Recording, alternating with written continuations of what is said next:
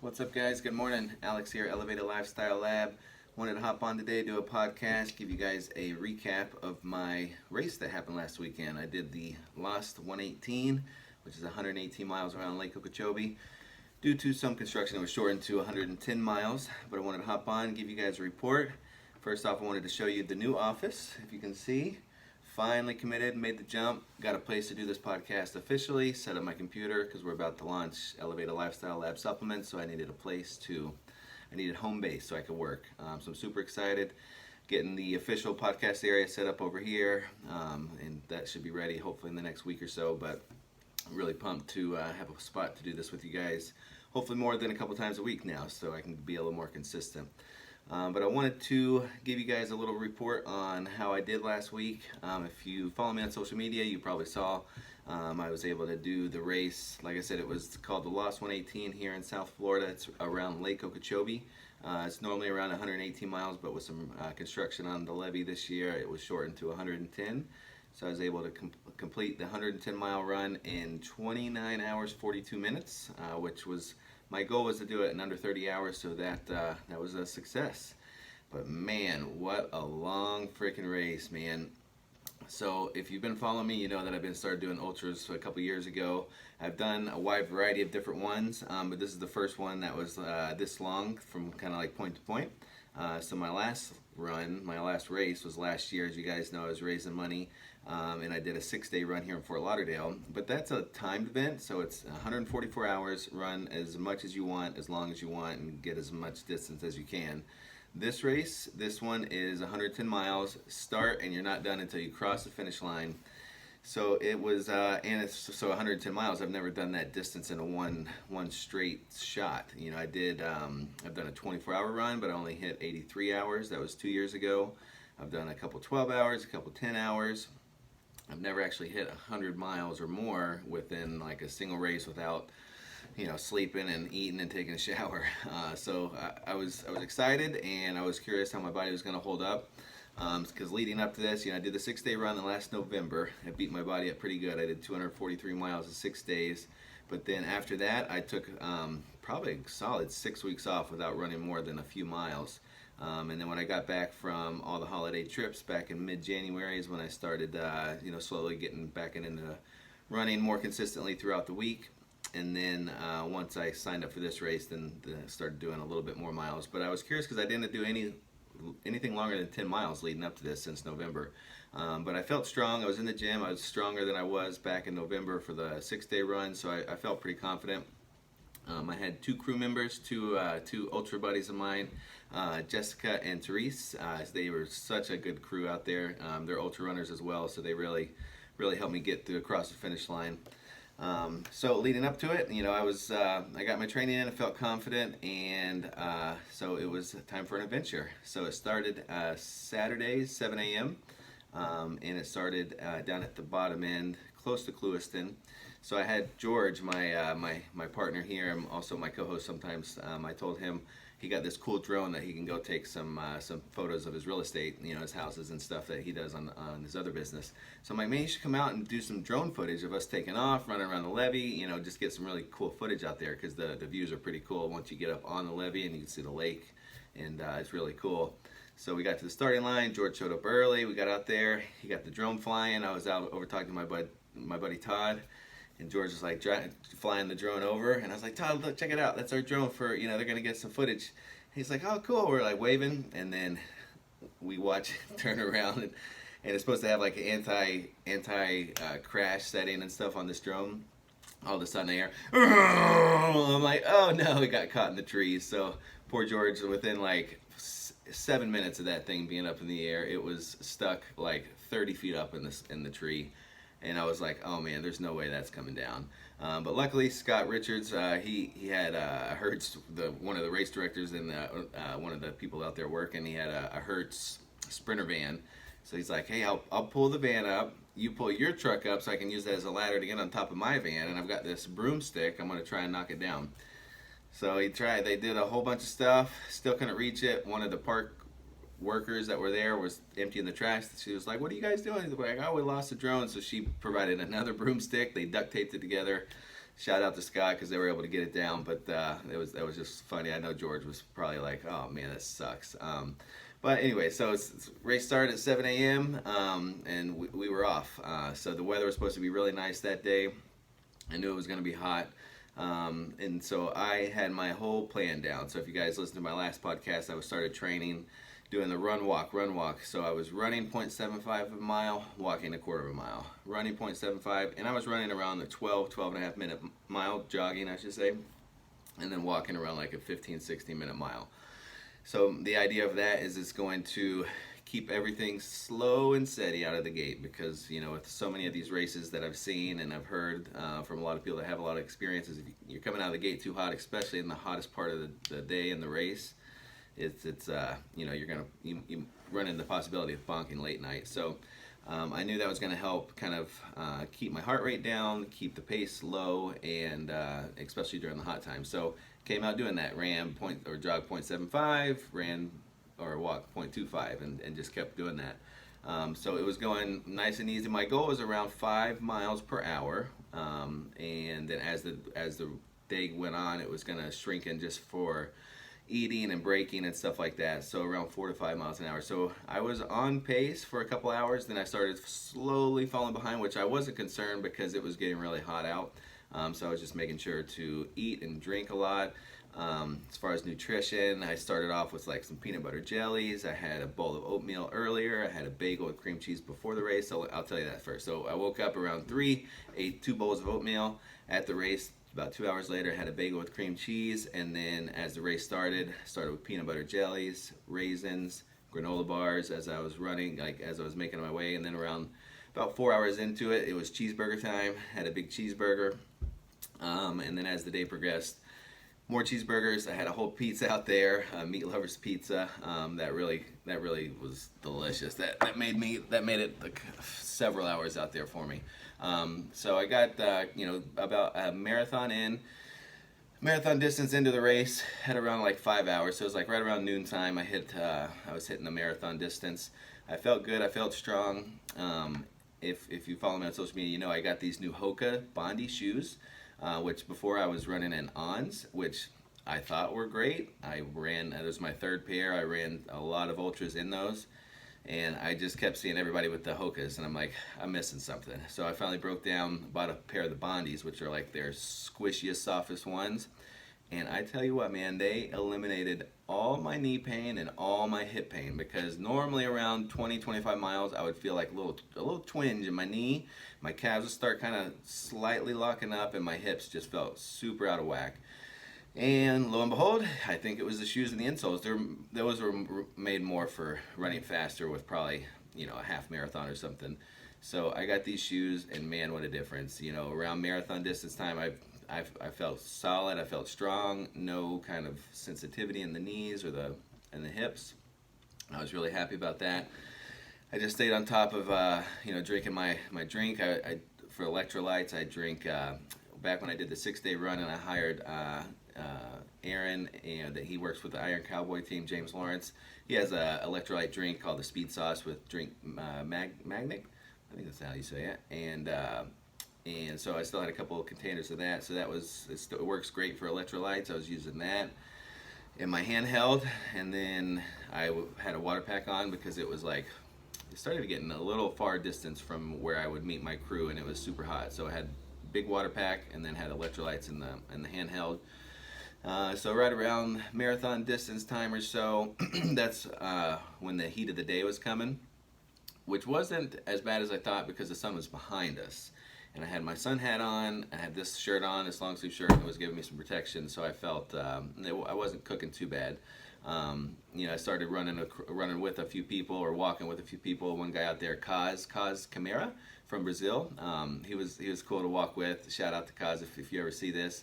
But he was so funny. I'm glad I had a water pack, because I passed him like 4 different times, and we had like another hour at least to get to where our crew checkpoints were for both of us, and he had zero water, and it was scorching hot, and I just refilled. I'm like, oh man, you're gonna die out here. So we shared some cool stories. He was telling me all the different races he was doing, and we kind of went a little back and forth, which is one of the reasons I love these type of races, because you get to hear the stories of these people, and it's cool. So shout out to Kaz.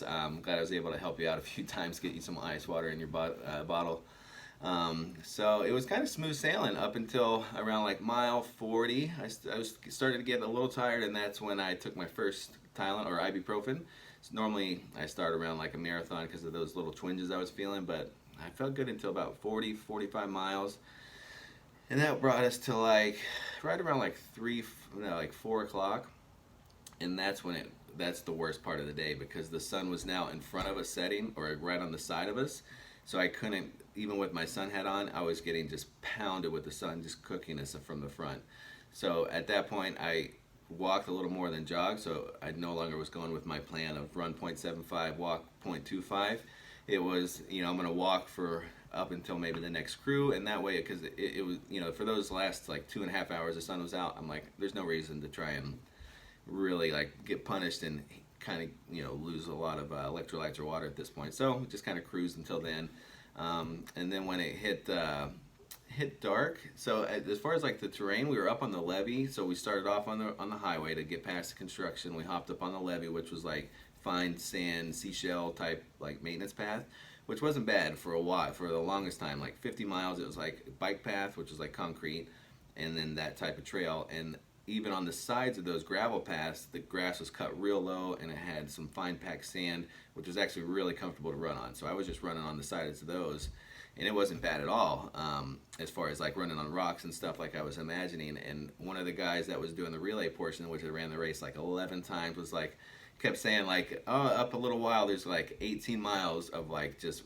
rocks, like, golf ball size or bigger rocks. And I'm like, oh man, so I thought we had passed it, because I thought there's a few different spots that I considered to have big rocks. And right like once the sun went down around like mile 50 something, 60 something, my pacer Jessica came out with me. It was completely dark at that point. We hit a section that he must have been saying, because for like 15 to 20 miles it was the same type of maintenance path that runs along the levee, but it must not have been ever used as much as the other side, because it was fully grown in, and the rocks were like three golf balls or bigger. And we tried to run for a few miles, and we could have done it, but I know from my experience running on trails and not training on those in years, really. It's been like over a few years since I've actually trained on uneven terrain like that, but to run on those types of rocks for 20 miles would have really just probably shot out my knees and my shins. So we decided to walk the rest of it, and even walking we were stumbling, and we were almost falling just by doing that, just because of the terrain. So I had the energy, I felt good, I felt strong, I wanted to run, but I knew it wasn't worth like either A, falling, or two, blowing out my knee or my shins just from all the unevenness. So for like the next 6-7 hours, we were just walking, jogged when we could. And we got to like a mile around like 75-ish, and finally hit like a bike path, and I was super tired, man. It was like, I want to say maybe 1 or 2 in the morning. I just stopped at the crew, and it was maybe like mile 75-ish. And I was tired. I started walking after the crew, walking up on the path, and it was concrete at that point, thank goodness. And I was trying to close my eyes and sleep and walk at the same time. So it was kind of like a zombie walk. I just closed my eyes and just walk, and then kind of be woken up by going off the path a little bit. And so that kind of somehow it helps a little bit. But then, I just try to keep jogging at that point when I hit the concrete. So I'm like, okay, here's my chance to start doing the run, walk, just try to keep moving. So at that point, it was just kind of grinding the hours. And it was interesting because I had a headlamp on. I would use it at some points, but when it was the bike path and the concrete, the moon out there was like a second sun. It was really bright, so I didn't need to use it. But it was funny because leading up to the race on the Facebook group page, George, the race director, he posted like a big python in the water there, like, oh, stay on the path. And it's funny, on the concrete path, some of the grass would, you know, grow through the concrete, like, you know, weeds in the middle of it. So running up on it, not using a headlamp, and just seeing the shadow of the weeds growing in, kind of have like a curve. Man, so many times I thought it was like a freaking anaconda out there ready to get me. It was funny. I was laughing at that. And then we randomly saw a cow, just a single cow, just kind of chilling. It's weird to be just running and you see this big shadow over to the side, and you're like, what the hell could that be? And then you look over and it's like, moo! And it's like, where are you from, dude? What are you doing out here?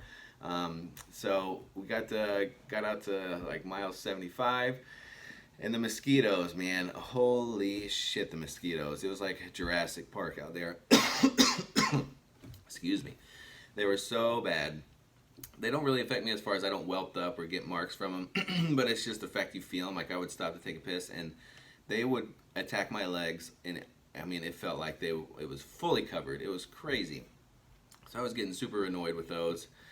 And then I had a little bit of the bike path, and it went back to the unevenness. So now Therese, my other pacer, she came out with me, and same thing. We just walking, and I was so frustrated because I knew the more I was walking, the longer it was going to take me to get to the end of the finish line. And at that point, you know, 75 miles into it, you know, I'm already, you know, I'm used to my timed events. At that point, I could just slow it down, take a nap, and just kind of cruise until the time is over. But I know with this type of race, it's not over till I get to the end. So there's no point in slowing down. Like, I want to go.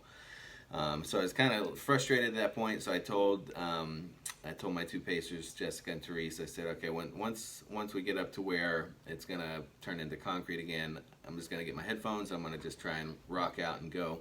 So that was around like mile 78-ish, 75, and then I told you I was walking.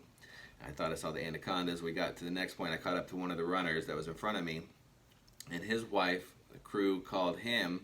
She was like 2 miles up and was like, the security guys are locking the gate. We're not supposed to be back here. And it kind of happened throughout the race. The people were telling us to get out of the parking lot. We're not supposed to be here. It's like, oh, whatever. But at this point, the security guard was able to open the gate, and they were waiting for him. And then luckily I was with them. So we got up, and the security guy's like, oh, we're not supposed to be here. We're locking the gate. I'm like, man, there's a bunch of runners back there. You're going to lock them all in. Long story short, he was a dick. We got past that.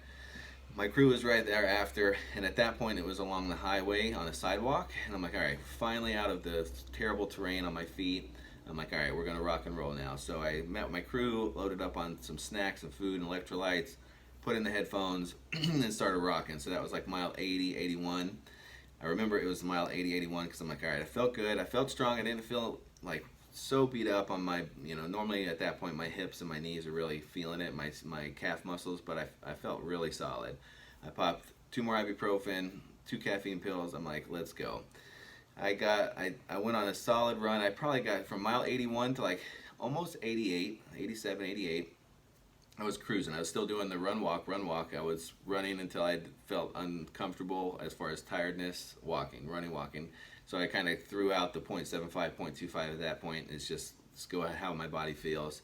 But I was cruising. I felt great. But it's so funny because you get in the groove, especially you get into the music, and you're like, all right, here we go. But that only lasts so long, you know, 7 miles, and it's like that's an hour and a half, and all the adrenaline like just pooped out about then. So at that point, I'm walking on the side of the road. It's now on the side of the highway. Big trucks are zooming by. I am now officially falling asleep as I'm walking. You know, I'm like, oh, I just want to it's like lay down and take a nap. So I would have if the mosquitoes and the fire ants weren't just crazy. So it's almost a good thing because it just kept me moving. But at the same time, I've never kind of fell asleep as I was walking. Like it would happen so fast. I'd be walking and I would kind of be closing my eyes slowly, and then I would fall asleep mid-step, and my foot landing, would wake me up, and then I'd be like, so I walking along the side of the road, I'm like, this is not good. I could just fall asleep and just fall right into the road.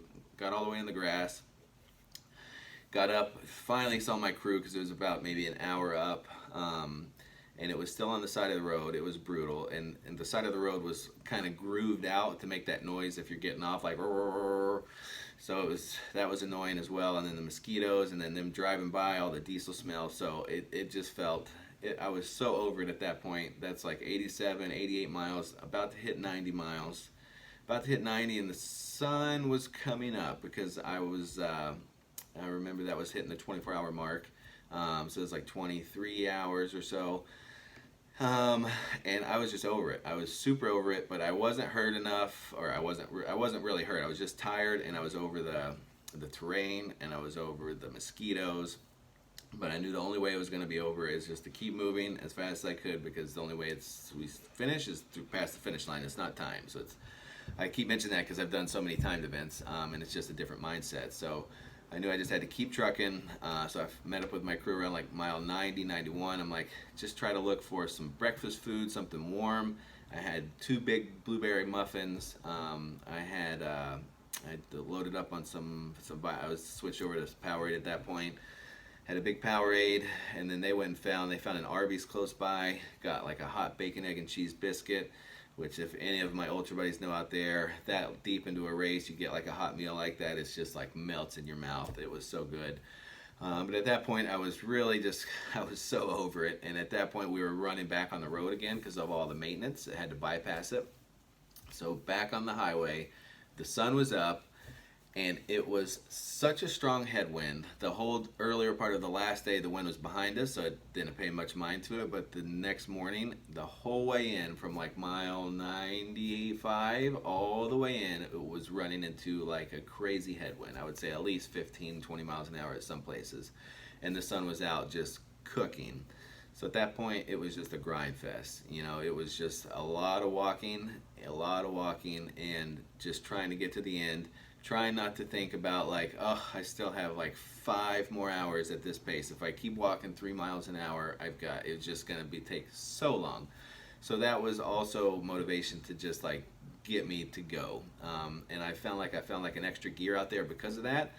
Because normally in the past, like for these timed events, I kind of would just shut it down and that was a good race. But at this point, it's like it's not over till I get there, and I'm not going to walk 2 miles an hour, and it's going to take me like all my Sunday. I was planning on being done at 10 a.m. Sunday, home for lunch, and chilling. So I had that in my mind. I'm like, we're going to make it happen. So power walking, jogging when I could, and just grinding. And then like the last like 6-7 miles, it went from like we were on the road, but it was kind of the back way, so there was no shoulder on the side of the road. Headwind, brutal, and then it got back onto the levee like a maintenance path for like the last it started the last trek of the 7 miles. So I tried to jog through that. It was like 3 miles through on the levee on the back on this maintenance path where it was like dirt and gravel and rock. I just tried to get through that because I knew once it broke through there, it was like my friend Todd had finished already, and he was like, the last 3 miles are through the neighborhood. It's not as monotonous, so just keep on pushing. And once I got out of that stuff, we had about 3 miles from there, and my left foot, I think just the all my muscles in it, because it wasn't like a joint pain or like an ache, but it felt like my heels and my muscle on my left foot. It was terrible. It was like it was a double-edged sword because it hurt really bad to walk, but I could jog and it staying on my toes, the pain would kind of go away. But I was so exhausted at that point. It's like run until you feel like you're gonna die, and then walk. But then you start getting all the pain from walking, so it's like time to run. So it was back and forth. It was just a battle of that. But once I got there, I was able to follow my crew. Jessica, she was driving my truck we got through these little neighborhoods, street to street to street, kind of got up. And I knew it was about 3 miles from there, and man, it could not have came sooner. So we finally reached the end, and oh, it was so glorious. It was so good to be done, man. At that point, I was shot. It was funny because I got to the end, got my belt buckle. If you don't know, if you run 100 miles in an event in one race, you get a belt buckle. So this was my second. I hit 100 in the Icarus race, but it was a timed event, so it took me a full 2 days to get 100 miles. So I got one, but I don't really count it as that. So this one was kind of officially my first one. And so it's funny, my crew, Jessica and Therese, they put my chair down. They're like, "Oh, take a seat." I'm like, "No, let's get the hell out of here." It was hot. I was completely done. So that was it. I got it done in 29 hours, 42 minutes. I think it was like eighth place overall, eighth or ninth, out of I think it was like 20 people that started that went for the whole thing, and then there was a bunch of people that did the 50 and a bunch that did the relay. But I think I was like right around the middle of the pack, which is really good. I felt like for the little amount of training that I had, I feel like I have a solid fitness base, but to kind of keep that pace rolling for the whole time, I felt really good with the race. I felt like I mentioned I felt like I found another gear because when I felt like I wanted to just walk or I wanted to just like say F it, I just ran, and I found by on those moments when I would start running again and get going, it wasn't as painful as it's been in the past. Like each of these races, I've grown, and I've grown physically, and I've grown mentally, and I feel like I leveled up again on this race because I felt like around that mile 90, mile 100. Normally I'm not running at that point, but I was able to find that extra gear to like get me going, to get me there, and get me done by 12 o'clock. It's home by like 1:30. Oh man, it was so nice. I took like a 30-minute nap in the car on the way home, and then once I got home, took a shower. The family, my wife took the kids out. She went to her brother's house and gave me a little time just to take a shower, and then I passed out for like 2 hours, and then anybody that knows that has kids, I got a 5 and a almost 3-year-old. You can't get much sleep around them, so they got home and they were happy to see me, and they had made me some signs and some pictures, and they were trying to give it to me as I was sleeping, and it's like I'm so exhausted, and it's so sweet of them, but it's like I'm in like zombie mode. So I got another like hour sleep, and then woke up and was able to talk with everybody, talk with them and stuff. And then as far as like damage report, my feet were the worst of the worst. No knee problems, no hip problems, no calf problems, which the calf problem was my problem at the 6-day run. I think the Hoka Bondi shoes were a miracle worker for all that stuff. I think it just changed the way my feet were landing and the cushion, and it really helped with that. But my feet, the muscles in my feet and the blisters on my feet were really sensitive. The like I told you at the end, my left foot was locking up, so that was the worst. My left heel and bottom of the foot was just really tingly and sensitive. It's Friday today, so it's 5 days since it's happened, and I finally feel pretty normal today. Overall, muscles, feet, but that was what the brunt of it was. And normally I never get blisters either. I've never had like any blisters. The 6-day run, I barely had one on the outside of my pinky toe. But this time I had some occurring on the bottom of my shoe, on my side of my heel, moving up and down, on like 4 of the bottom of my toes, on the side of my big toe. I had to tape up my pinky, and I think it's because I got those Hoka Bondis, and I got the wide ones, which fit my feet great. But with that terrain and stepping, it allows my feet to move in there more than it would on the road. Those are more road shoes than trail shoes, and I had them real loose because my feet were swollen up. So I think with all the moving around on the terrain, it really just was put a toll on my feet. Although I was still lubing them up and at each of the crew points and trying to maintain them as good as possible. But that was the brute force was the feet. But overall, recovery wise, like I said, I would say 2 days after muscle wise, overall body wise, I felt great. My feet were still sensitive, but this morning I was able to just kind of jog around just to see how I felt, and I feel good, man. There's one toenail that still has it might fall off soon, the middle toenail. That one took a beating, so I'm either waiting for that thing to fall off or heal up, but other than that, it feels good. Really happy with the results. Next race is in 15 days. So I'm doing a 10-hour event here locally in Jupiter, Florida, called the Picnic Island Ultra. They have a 6-hour and a 10-hour, so I signed up for the 10-hour. Goal is to hit 50 miles in 10 hours, which is definitely doable. So I'm excited about that. And then I have a big announcement that's coming in April that my company is helping sponsor this event. That's going to be really cool. I just want to finish up everything before I announce it to you guys. And then in May, I signed up for another 6-day. Another 6-day up in New Jersey. It's called the 3 Days at the Fair. It's at the Sussex Fairground in New Jersey. It's a 144-hour event like the one I did in Fort Lauderdale. It's around this fairgrounds up there, the 1 mile loop. around it. Run as many times you can. So I know myself and a couple friends from the other 6-day race, they're going to go up there, and all this is going to be to raise money again for the mission that we have for Elevated Lifestyle Lab. That's going to be what I'm going to announce hopefully within the next week. I'm going to do a separate podcast, announce our mission, who we're working with, what's our goals, and what we're going to do to get it. It's really exciting, guys. The vitamin supplement side of the Elevated Lifestyle Lab is going to be launching officially within the next week or two, so keep an eye on that.